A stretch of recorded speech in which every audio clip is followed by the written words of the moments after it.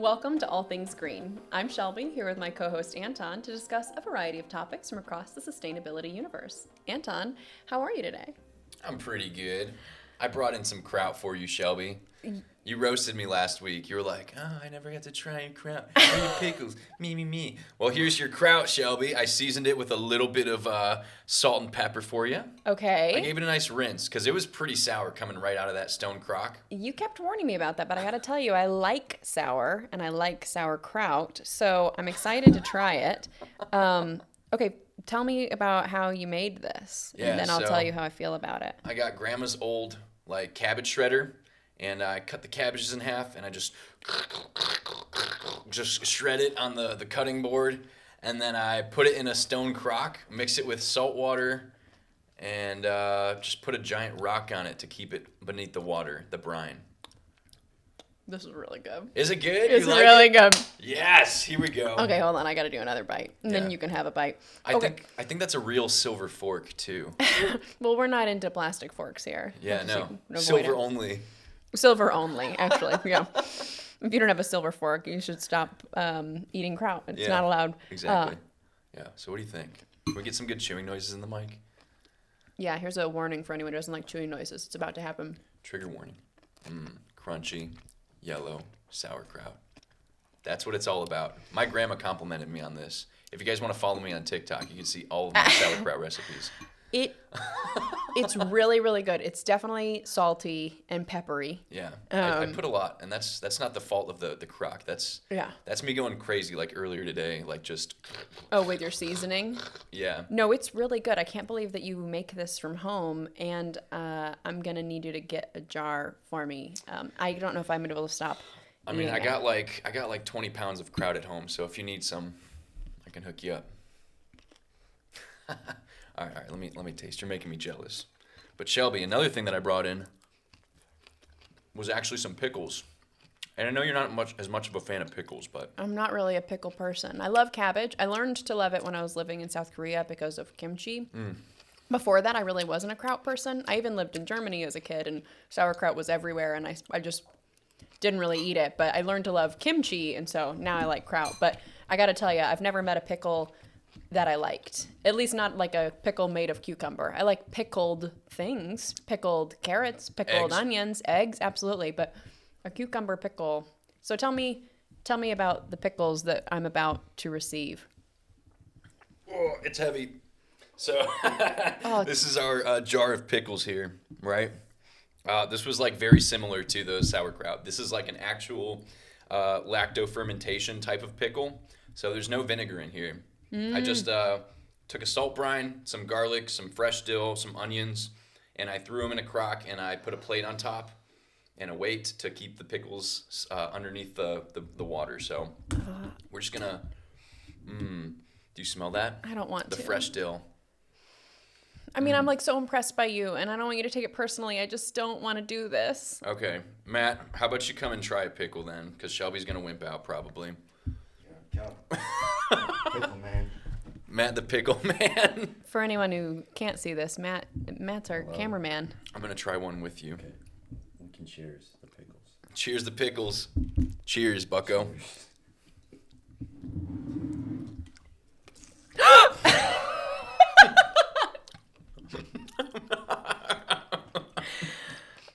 For anyone just listening, Anton's pickle emitted some liquid.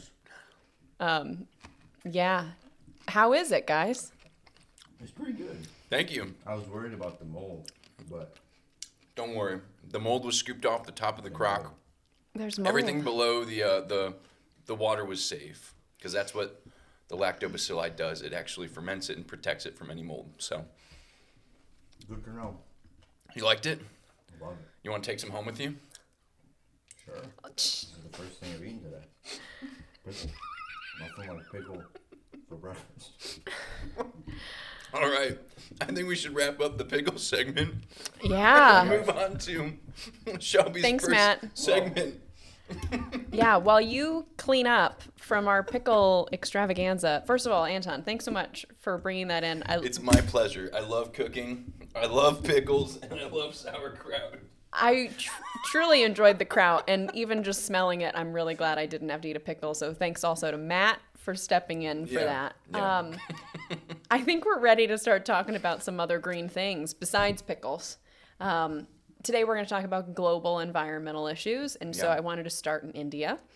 And I wanted to talk to you about solar panels. And just to start us off, I want to say that our sources today for this episode come from the Washington Post, World Bank, and also Data Commons. Anton, when you think about solar panels, what's your general thought, reaction, etc.? I love solar panels. If you're just harnessing the sun's power, I mean, it's kind of unlimited. Like, until the sun burns out, you're going to get a lot of power. That's true. I don't actually know the process of, like, making solar panels, but I think it's a lot less detrimental to, like, communities where solar panels are made. Like, it's not really a dirty industry. Okay. That's my overall thought. Cool. I don't know enough about the production of solar panels to say yes or no to the idea of whether it's a dirty industry. And I also want to say at the top that I'm also a fan of solar panels. I'm a fan of solar energy in general, in the sense of I'm a fan of cleaner options for energy, whether that's hydropower, solar, wind, etc., where our grid can handle that kind of input. And I also want to talk about how when we make investments in green energy, we can't just think about the here and now. We have to think about the fact that even a solar panel needs maintenance. So in India, there are about 4,000, I'm going to quote, mini solar grids, unquote, that have been installed. And that's primarily in the most remote areas of the country, lower income areas of the country that don't have access to electricity or had a lot less access to electricity. It started in 2014 in a solar village in the state of 𝗵𝗃. I looked up that pronunciation, so correct me if I'm wrong in the comments. But there were about 3,300 of these solar panels that were funded and owned by the Indian government, and then some of the others were privately funded or with foreign investment. So that started in 2014, this sort of solarization of remote parts of the country, essentially trying to bring electricity access to these areas, which I'm all about. That sounds great. However, more research has come out. As of 2020, over 99% of India's population has electricity access, but as recently as 2015, that was only about 88%. So in a country that has 1.32 billion people, that meant that about 1.58 million of them, as of 2015, didn't have access. So that was kind of the purpose behind bringing some of this solar to those areas. What do you think about the idea of living without electricity as of 2015 or later? Like, how would that affect your life? Gosh, yeah. I mean, I don't know that I would be able to survive without electricity. Like, maybe just off of, like, sauerkraut and stuff. Like, that would mean I wouldn't even have, like, a refrigerator, you know? Yeah. And that's kind of wild, you know, especially in, like, America. You'd have to, like, drive to the store every day to get fresh food or something in the market. Absolutely. It would totally change the way you live. Yeah, 100%. And I mean, we can also caveat that by saying that societies are built around the systems that we have. And so, of course, it's not an A to B comparison here. But you can still imagine what it would mean to a community that didn't have access to electricity to then have it. So these were very popular in terms of the implementation, the original implementation of the solar villages and adding solar into some of these remote areas. But solar systems take time and money and manpower to maintain. And about 95% of the 4,000 that were installed are now defunct. Oh my gosh. That's a big percentage, right? Yeah, that's like nearly all of them. Yeah. Those solar sheds in 𝗵𝗃 were reportedly turned into a cattle shed by the year 2021. Remember, those were installed in 2014, so not even 10 years later. They were being used for quite different things. And about half of those solar connections were defunct within the first 2 years. Wow. Yeah. The panels actually still produce some electricity. They just are not able to store or distribute that electricity because essentially the energy grid can't handle it, or it's not been maintained in a way that energy can be stored. So it's not really accomplishing the goals that these solar grids were supposed to do, to bring true electricity access to these communities. Instead, the Washington Post article that I was reading showed pictures of people using it to charge their cell phones. Wow. Which is I mean, better than nothing, right? Better than just a. But yeah, that's still sad. You invest all that money in infrastructure, and you just got people like walking up to charge their phones or something. Yeah, and I mean, listen, I'm sure in some of those communities, the cell phone is the lifeline of a family. Like that's probably the place that you can get access to other people, to the internet, for example. Right about that. Yeah. I'd need to do more research to say with certainty, but I know that can be the case here in the U.S. of families whose like smart computer is really their smartphone. Yeah. So there is, there's still a little use, but that is certainly not the goal of those solar systems. It's not a win for us to say, sure, communities can charge their phones on these 4,000 solar panels. Yeah, that would not be the goal with hundreds of thousands of dollars of investment, right? Oh, I'm sure it's even more than that. I'm sure it's more than that. Yeah. But I also want to point out that this isn't just a problem in India. We're not calling out India here. Similar issues have happened in sub-Saharan Africa, including in Nigeria and Uganda. There's a lot of push to use solar as a clean energy that can help electrify areas of the world that did not previously have access in a way that's minimally disruptive, hopefully. Right, And yet there are disruptions. We did an episode where we talked about the fact that we had these like solar deserts that almost looked like a lake sitting out in the desert. Right. So we know it actually can have some impacts if they're not put in thoughtfully, and if they're not being used because they're defunct, they're not serving the purpose of providing energy to people who need it. So really, this is about a lack of planning and a lack of routine maintenance, like changing batteries. Also, there are issues of like things being stolen or just general disrepair of the overall energy grid that actually had nothing to do with the panel itself. So what I want to talk about, or at least what I'm trying to emphasize here, is that while we are super pro green energy, we also need to be pro green energy maintenance and increasing capacity. So when we have conversations about improving our grid and switching over to cleaner sources of energy, we also need to understand that that is more than just a here and now investment. Yeah. It's also an investment that we plan to maintain. But we also know that this is an investment in our future. So hopefully that's something we can all keep in mind when we're thinking about the cost of switching to greener options, is that it'll be something that we need to think about now and something we need to be thinking about 10, 20, 100 years into the future. Yeah, 100%. Like when we manufacture these green energies, we got to make sure that they like actually get like the use that like we need out of it. Like emissions go into making even clean energies, right? Absolutely. So if it just turns into junk after 10 years, then it's almost like, what did we accomplish, right? Exactly. So like we gotta be better planners about that. Yeah, a little life cycle analysis to understand what goes into putting something in, and then knowing that if it's not maintained, it's wasteful in a way that we don't want to be. So I don't know what the solution is to going in and fixing the solar grid that currently exists in these remote areas in India and other countries that have less access to resources than we have right here at home in the U.S. But I wanted to bring it up so that we can think about the both short and long-term investments we need to make in green energy. Yeah, that sounds good, Shelby. On to the next thing. Yeah, absolutely. So I shared with you a little bit of Croatian cuisine, right? We tried the pickles, or the 𝐭𝐡𝐢𝐬𝐤𝐿. Oh. We tried the... Wait, sorry. Say that one more time. The 𝐭𝐡𝐢𝐬𝐤𝐿. That just means sour cucumber. I want to learn how to say that. That sounded very nice. Yeah, the Slavic language. It's very beautiful. Mm-hmm. Well, my grandparents hailed from Croatia, and they're constantly watching HRTV, which is just like Croatian news. Is that just like on are they getting that with their No, little rabbit ears? They have to pay like probably $1,000 a month or something crazy to actually watch HRTV. But like I've been visiting my grandparents pretty frequently and just like watching HRTV with them. And some of the things that we talked about in like our Europe episodes, like our global environment episodes, just like talking about heat waves and stuff. Mm-hmm. I've seen it like in real time, watching like people get interviewed on the street about like some of these heat waves.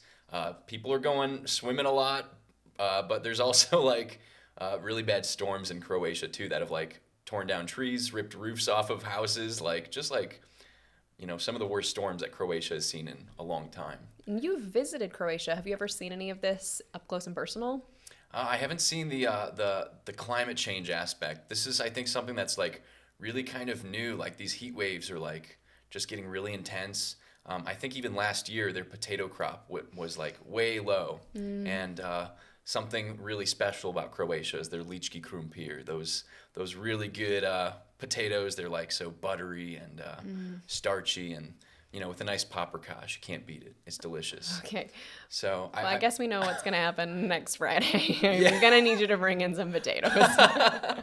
But the reason why I wanted to talk about this is we've talked a lot about maybe the economy being affected by like climate change, right? We've talked about olive oil being a higher price because olives are falling off the trees and stuff.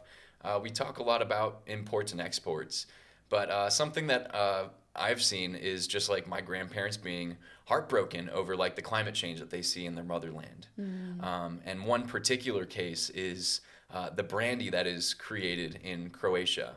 Now, Croatia is like famous for its brandy, and a brandy is just like an alcoholic spirit.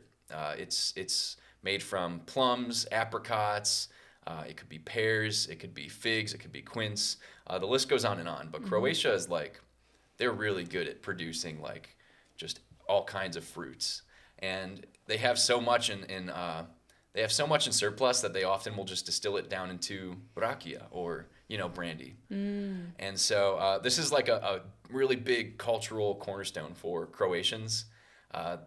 There's a shot, every morning and every night. I'm sorry, do you start your day with brandy in Croatia? I don't. I wish I did. My grandpa still does, and he's 84, so. I like to hear it. Sounds like it's the key to a long, healthy life. Yeah, I think it might be. I don't know.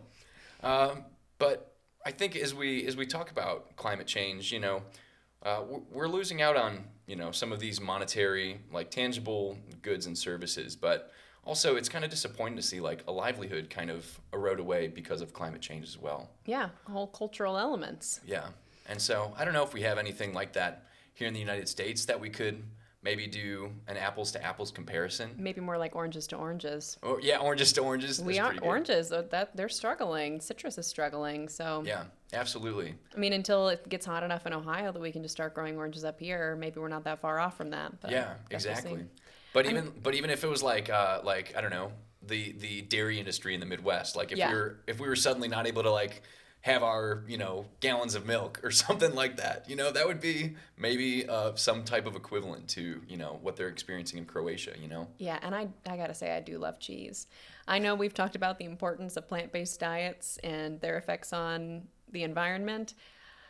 Working on it, but God, I love cheese. It would culturally wreck me to lose cheese. I'm curious, do your grandparents talk about it in terms of climate change, or are they more like, oh, this crazy world? Like, are they thinking about it the way that you and I talk about it?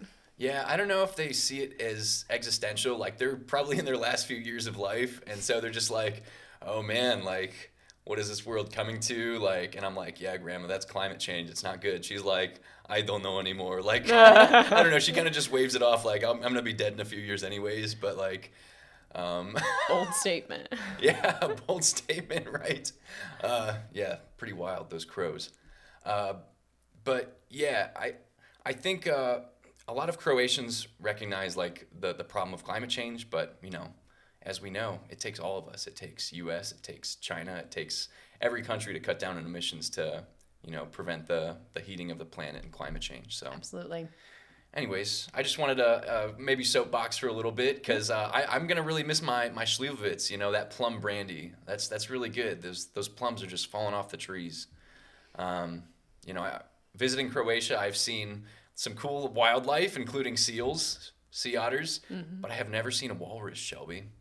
I was curious if you could tell me a little bit about some walruses in our next segment. Absolutely, I can. Let's move on to talking about walruses.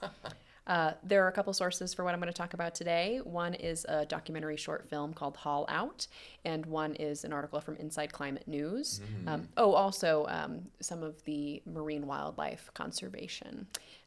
So I watch, fun fact, every year I watch all of the Oscar-nominated short films. Every year they come out with their list. There's live action films, there are animated films, and there are documentary films. And they're all shorts, things that are probably 20 minutes or shorter. I'm not sure if there's a parameter that you have to hit there. And a lot of times the local indie theaters will play them all back to back to back. So that's cool. It's one of my favorite things. My husband and I have been doing it for a few years, and it gives me a chance to see the films that are a little less talked about at the Oscars. Makes me feel smart when the Oscars roll around. That's fun. It is fun. And it also has shown me a couple of themes that are starting to pop up as far as what is in the general consciousness, what themes are coming to the top of our media. And so there was a film last year in the animated category called Ice Merchants that stood out to me, partially because it was very beautiful and about family, but it was also a little bit about climate change because it was about this family of people who essentially collected and sold ice, and they live up in like the ice caps of a mountain, and then how does that affect their livelihood? But the one that stuck with me more was in the documentary category, and it was this 2022 film called Haulout. It's about a marine biologist who studies Pacific walruses. So I want to talk a little bit about walruses, the way that climate change is affecting them, and then also how we're talking about this sort of in media. So I want to start by asking you, when you think about walruses, what comes to mind for you? What's the walrus vibe in the Anton brain? The walrus vibe, man, I'm thinking of like a big blubbery like mustache, you know? Oh yeah. You know, like the big oh. Yes, absolutely. You nailed it. We don't have to talk about them anymore. Clearly you are a walrus. So Pacific walruses are actually their own like subspecies of walrus. There's all sorts of different kinds. Pacific walruses live and migrate in the area of the Pacific Ocean that's kind of between Russia and Alaska in several different seas that I may or may not pronounce correctly. The Bering, the 𝐭𝐡𝐢𝐬, the 𝐻𝗵𝗲𝗺, and the East Siberian Seas. Wow. So it's probably kind of cold up there, yeah? Very cold, and that's absolutely part of their livelihood. So Pacific walruses need to come out of the ocean and use sea ice to be able to have a place to go. They are marine mammals, so they can't live in the water forever. They gotta like rest and like... They gotta rest. Sometimes they're eating from land. I mean, they're also eating fish and things like that. Okay, yeah. Actually, they were up for candidacy under the Endangered Species Act, but in 2017, their comprehensive review said, no, they're fine. They're not endangered. But I'm not sure that was the right call, and we'll talk about why. Okay. They are definitely at risk for population decline because of the loss of sea ice. So to explain it, I really need to just describe this movie to you. Are you ready? Okay, yes, I would love to hear it. So you open on just a scientist sitting alone at a table in a dark cabin, is how I would describe it. It kind of feels eerie, like a horror movie. Oh, man. You're sort of watching him go through his day, drinking coffee, taking notes. Yeah. And then you hear this sound. It sounds exactly like what you just did earlier. No way, did it? It's a little bit like longer and dronier, more like a foghorn. And so genuinely, like I'm watching this movie and I don't know that it's going to be about Pacific walruses. Okay, gotcha. And I know it's a documentary, so I know it's probably not a horror film. And yet that sounded so scary.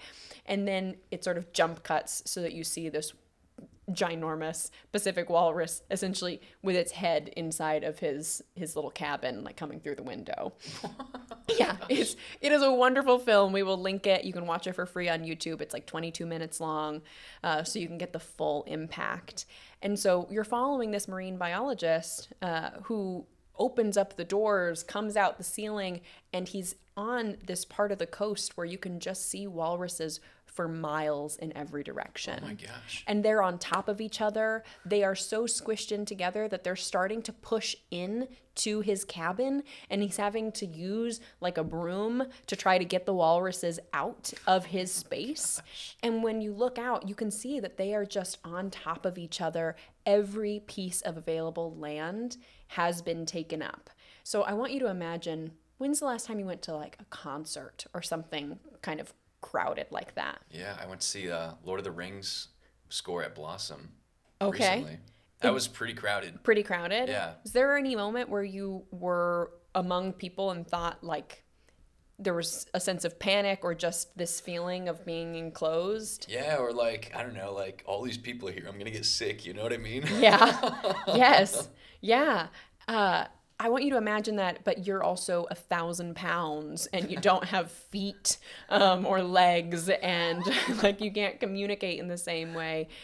The walruses have to come out on the coast because there's so little sea ice for them to be able to come out and rest on. And what that means is that they're packed in so tightly that it causes issues because some of them aren't going to make it. They're not going to be able to get access to the land. Others are squished in so close that they're stampeding each other. It's like crowd crush. Wow. And so literally they die because they're just being lain on top of by other walruses.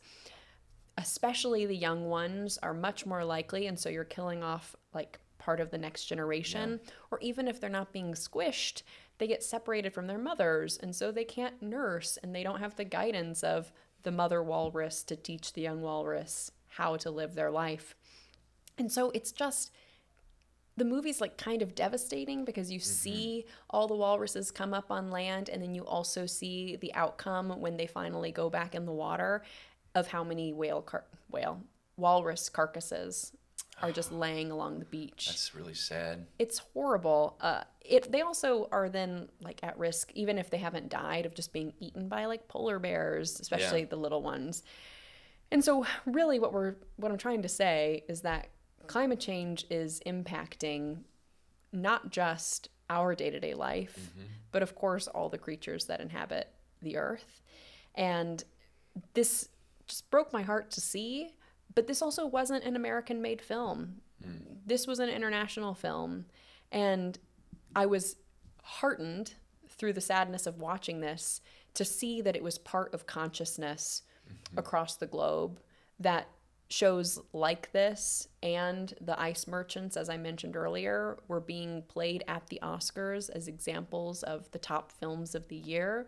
I'm happy to see that climate change is part of the global conversation and our sort of consciousness, the things that we think are important, especially when we think about this area of the world that you associate with being cold. You think about ice, but it's melting, and it's going to impact species, and that'll also impact us.